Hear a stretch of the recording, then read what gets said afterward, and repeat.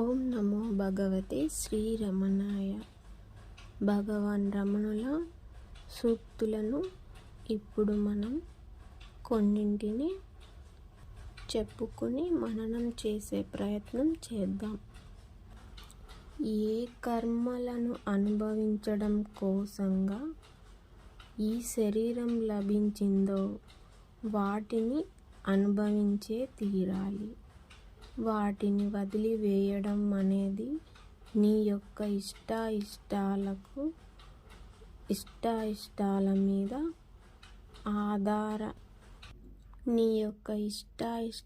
మీద ఏమాత్రము ఆధారపడి ఉండదు.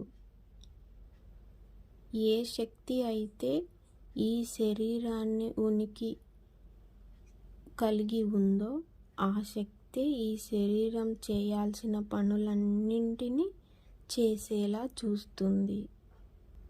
నీకు ఇష్టమున్నా లేకున్నా నీ పుట్టుక ప్రయోజనం పూర్తి అయ్యే తీరుతుంది.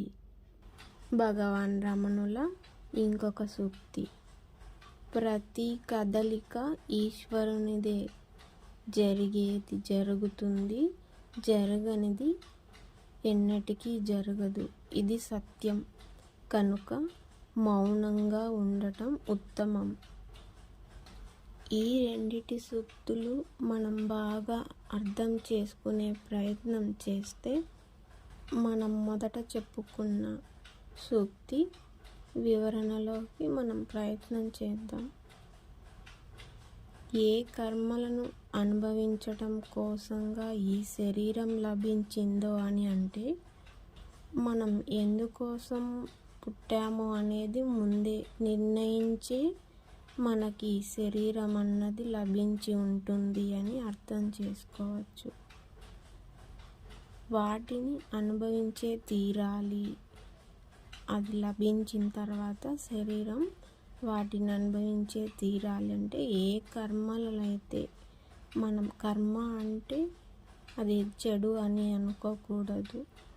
అది పనిగాను మనం చేయవలసిన కర్తవ్యం కానీ మనకు నిర్వర్తించే ఏ పనులైనా దైవం మనకు నిర్ణయించి ఉంటుంది కదా, అలాగా వాటిని మనం అనుభవించి తీరాలి అని అర్థం చేసుకోవచ్చు. అలాగని వాటిని వదిలివేయడం అనేది మన ఇష్టాలకు ఉండదన్నమాట. ఏమాత్రము ఆధారపడి ఉండదు, అది నిర్ణయించే ఉంటుంది అని అర్థం చేసుకోవచ్చు మనం ఇక్కడ. ఏ శక్తి అయితే ఈ శరీరానికి ఉనికి కలిగించిందో ఆ శక్తి ఈ శరీరం చేయాల్సిన పనులన్నిటినీ చేసేలా చూస్తుంది అన్నారు కదా రమణులు. అంటే ఆ సర్వశక్తి శరీరానికి ఉనికి కలిగించింది అంటే మనకి ప్రాణశక్తి, ఈ కదలిక, ఇవన్నీ ఆ శక్తే చేస్తుంది కదా. మన కదలికలన్నీ ఆ శరీరం చేయాల్సిన పనులన్నింటినీ చేసేలా చూస్తుంది ఆ శక్తి అని మనకు రమణులు తెలుపుతున్నారు. ఇక్కడ మనకి ఇష్టమున్నా లేకున్నా మన పుట్టుక అనే ప్రయోజనం పూర్తి అయ్యే తీరుతుందని రమణులు ఇక్కడ తెలుపుతున్నారన్నమాట. మరొక సూక్తి చెప్పుకున్నాం కదా, ప్రతి కదలిక ఈశ్వరునిదే, జరిగేది జరుగుతుంది అని. ప్రతి కదలిక ఈశ్వరునిదే అని అంటే ప్రతిదీ, ఏదైనా పువ్వు కదలిక, తుమ్మెద కదలిక, ఓ పక్షి కదలిక, ప్రతి జీవము, జీవరాశి, ఒక అణువులో ఉన్న ఒక రేణువు దుమ్ములో కూడా ప్రతి అణువున కదలనిది అంతా ఈశ్వరునిదే.